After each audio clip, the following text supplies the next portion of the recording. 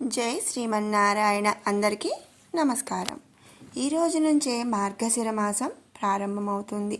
మరి దట్టమైన మంచు కురిసే చల్లటి హేమంత ఋతువులో తెల్లవారుజామునే నిద్రలేచి వాకిట్లో ఆవు పేడతో కల్లాపి చల్లి అందమైన రంగురంగుల రంగువల్లలు తీర్చిదిద్ది మరి ఆలయాలలో జరిగే ఆధ్యాత్మిక కార్యక్రమాలు, ఇలా మరి పూజలు, వ్రతాలు, పొంగలి, ప్రసాదాల ఘుమఘుమలు వెరసి శ్రీ మహావిష్ణువుకు అత్యంత ఇష్టమైన పవిత్రమైన మార్గశిర మాసం. ఈ మాసంలో గురువారం ఆచరించే లక్ష్మీ వ్రతం ఎంతో విశిష్టమైనదనమాట. ఇంతటి విశిష్టమైన మార్గశిర మాసం గురించి, మరి ఆ మాసంలో వచ్చేటువంటి పర్వదినాల గురించి, మరి మార్గశిర లక్ష్మీవార పూజ, కాత్యాయని వ్రతం, ఇవన్నిటి గురించి కూడా మనం ఇప్పుడు ఈ వీడియోలో తెలుసుకుందాము. తెలుగు పంచాంగం ప్రకారం ఏడాదిలో వచ్చే 12 నెలలలో కూడా 9వ నెలే ఈ మార్గశిర మాసం. కొన్ని మాసాలు మాత్రం భగవంతుని ఆరాధనకు అత్యంత విశేషమైనదిగా భావిస్తారు. అందులో ఒకటి ఈ మార్గశిర మాసం. పరమ పవిత్రమైనటువంటి కార్తీక మాసం మరి ఈ రోజుతో ముగిసిపోయి మార్గశిర మాసంలోకి అడుగు పెట్టబోతున్నాం. లక్ష్మీనారాయణులకు అత్యంత ప్రీతికరమైన ఈ మార్గశిర మాసంలో లక్ష్మీ పూజలు, ఉపవాసాలు ఆచరించడం వల్ల సకల శుభాలు, సిరి సంపదలు, శ్రేయస్సు కలుగుతాయని విశ్వసిస్తారు. ఈ మార్గశిర మాసంలోనే ధనుర్మాసం కూడా ప్రారంభమవుతుంది. అందుకే ఈ మాసం చాలా పవిత్రమైనదిగా చెబుతారు. పౌర్ణమి నాటి చంద్రుడు మృగశిర నక్షత్రంలో ఉండే నెల కాబట్టి ఈ నెలకి మార్గశిర మాసం అని పేరు వచ్చిందనమాట.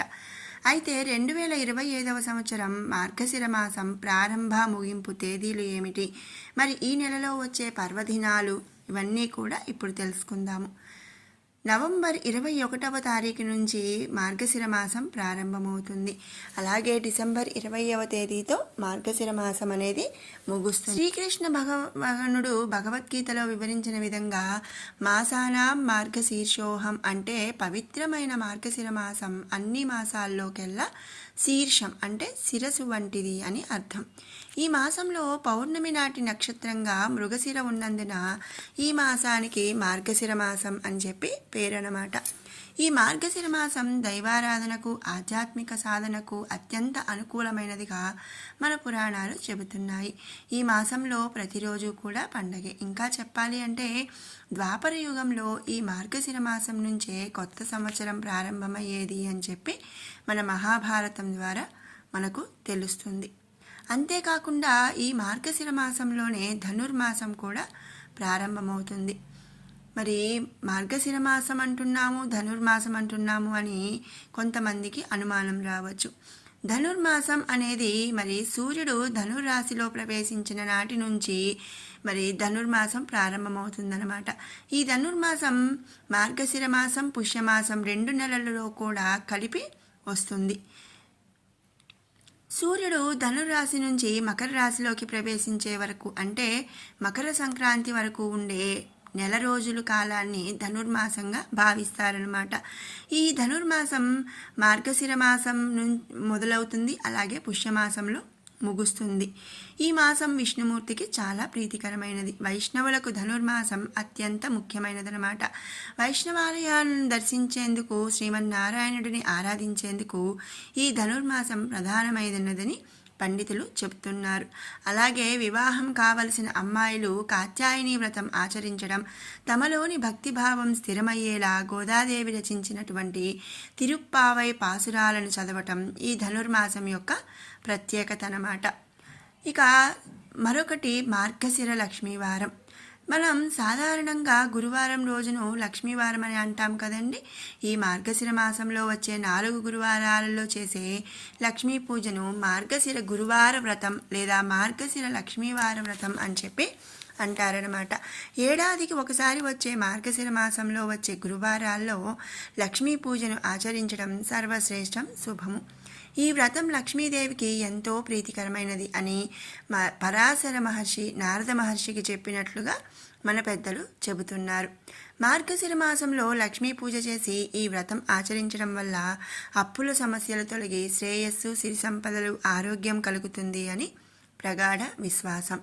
మరి మనం మరొక వీడియోలో ఈ మార్గశిర లక్ష్మీ వారాల వ్రత విధానం గురించి మరి అవన్నీ కూడా నేను మరొక వీడియోలో అయితే మీకు షేర్ చేస్తాను. ఇక తర్వాతది మార్గశిర కాత్యాయని వ్రతం. మన శాస్త్రాలు చెబుతున్న ప్రకారం శ్రీకృష్ణుడిని భర్తగా పొందడానికి గోకులంలో గోపికలు చేసిన వ్రతమే ఈ కాత్యాయని వ్రతం. పవిత్రమైన మార్గశిర మాసంలో గోపికలు కాత్యాయని వ్రతం ఆచరించి శ్రీకృష్ణుడిని భర్తగా పొందారు అని చెప్పి తెలుస్తుంది. అందుకే వివాహం కాని అమ్మాయిలు ఈ మార్గశిర మాసంలో మరి గోదాదేవి శ్రీకృష్ణుడి గురించి కీర్తించినటువంటి 30 పాసురాలను ప్రతిరోజు చదివితే ఉత్తముడైన వ్యక్తితో తొందరగా వివాహం జరుగుతుంది అని చెప్పి కూడా విశ్వాసం అన్నమాట.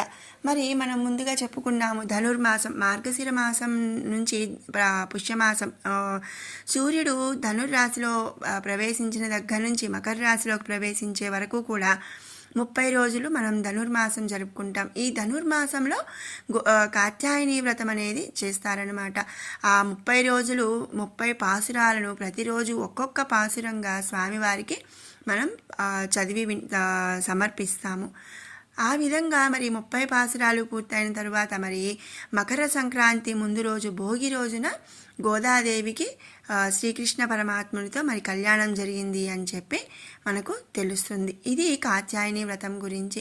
మరి కాత్యాయని వ్రతం గురించి అలాగే తిరుప్పావై పాసురాల గురించి కూడా మరి తిరుప్పావై పాసురాలు ఇవన్నీ కూడా మన ఛానల్లో అయితే షేర్ చేస్తానండి. మరి మన ఛానల్ని అయితే చూస్తూ ఉండండి. ఇక మార్గశిర మాసంలో వచ్చే మరి పుణ్యతిథులు, పండుగలు ఏమిటి అనేది, అవి 2025వ సంవత్సరం ఎప్పుడు వచ్చాయి అనేది ఇప్పుడు మనం తెలుసుకుందాము. నవంబర్ 21 శుక్రవారం, మార్గశిర శుద్ధ పాడ్యమి. ఈ రోజు నుంచి మార్గశిర మాసం ప్రారంభమవుతుంది. అలాగే పోలి పాడ్యమి అని చెప్పి మనం జరుపుకుంటాము. అంటే పోలిని మరి స్వర్గానికి పంపించే విధానం అన్నమాట. కార్తీక మాసం నెల రోజులు కూడా మరి దీపాలు వెలిగించలేనటువంటి వాళ్ళు ఈ ఒక్క రోజు మరి దీపాలను వెలిగించి నీటిలో, నదిలో కానీ మరి చెరువులో కానీ వదలడం వలన మరి కార్తీక మాసం అంతా కూడా దీపారాధన చేసినటువంటి పుణ్యఫలం లభిస్తుంది. నవంబర్ 22 శనివారం, మార్గశిర శుద్ధ విద్య. ఈ రోజు నుంచి తిరుచానూరు శ్రీ పద్మావతి అమ్మవారి గరుడోత్సవం ప్రారంభమవుతుంది. నవంబర్ 23 ఆదివారం, మార్గశిర శుద్ధ తదియ, శ్రీ సత్యసాయి జన్మదినం. ఇక నవంబర్ 26 బుధవారం, మార్గశిర శుద్ధ షష్ఠి. ఈరోజే సుబ్రహ్మణ్య షష్ఠి, స్కంద షష్ఠి అని చెప్పి చెప్తారు. ఈ రోజు నుంచి శుక్రమూఢమి ప్రారంభం కాబోతుంది.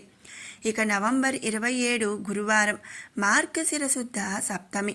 ఈరోజు మరి మార్గశిర లక్ష్మీవార వ్రతం అనేది ఆరంభమవుతుంది. తొలి గురువారం అన్నమాట.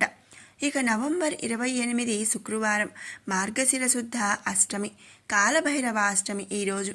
ఇక డిసెంబర్ 1 సోమవారం, మార్గశిర శుద్ధ ఏకాదశి. ఈరోజే గీతా జయంతి, ఉత్తమ ఏకాదశి. ఇక డిసెంబర్ 5 శుక్రవారం, మార్గశిర శుద్ధ పౌర్ణమి. ఈ రోజున కోరల పౌర్ణమి అని చెప్పి జరుపుకుంటాము. ఇక డిసెంబర్ 15 సోమవారం, మార్గశిర బహుళ ఏకాదశి.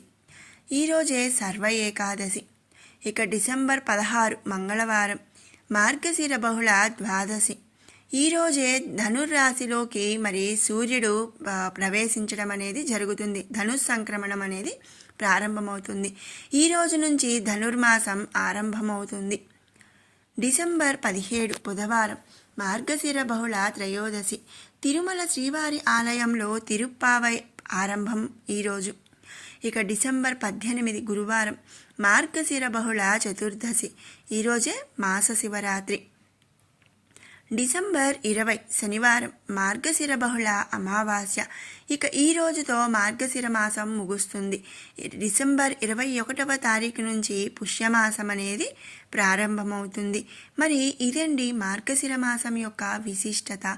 ఈ నెలలో వచ్చే పండుగలు, పర్వదినాలు, మరి ముఖ్యమైనటువంటి తిథులు ఇవన్నీ కూడా ఇవి. మరి ఈ వీడియో మీకు నచ్చినట్టయితే లైక్ చేయండి, షేర్ చేయండి. అలాగే ఇలాంటి మంచి వీడియోస్ కోసం మన షడ్రుచులు బై కిరణ్ ఛానల్ని సబ్స్క్రైబ్ చేసుకోండి. మరొక మంచి వీడియోతో మళ్ళీ కలుసుకుందాం. Thanks for